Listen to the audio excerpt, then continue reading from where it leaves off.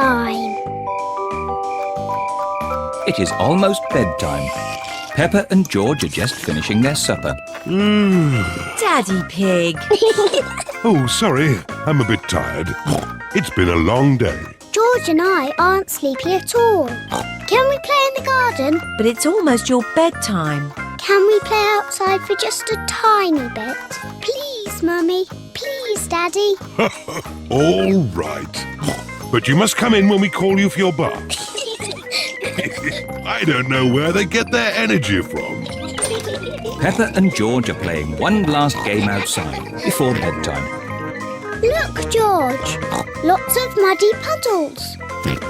Peppa and George are wearing their boots. They are going to jump up and down in muddy puddles. Peppa loves jumping up and down in muddy puddles. George loves jumping up and down in muddy puddles. Look! The biggest puddle in the world. What a huge big puddle.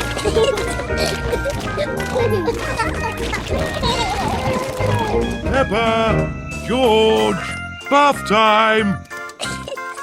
Daddy, Mummy, we found the biggest muddy puddle in the world. I can see that. Quick, into the bath. Oh, can't we just play outside a bit longer? No, it's bath time. Are you and George feeling sleepy? No, Daddy. We are not even a tiny bit sleepy. Peppa and George might not be sleepy, but I am. Me too. Ooh. Before bedtime, Peppa and George have their bath. Peppa likes splashing. George likes splashing. Peppa and George both like splashing. That's enough splashing. Let's get you dry and into your pyjamas. Oh, can't we just stay in the bath a little bit longer? Bath time is over. When Peppa goes to bed, she always has her teddy tucked up with her. When George goes to bed, he always has Mr. Dinosaur tucked up with him. Are you feeling sleepy now? No, Daddy.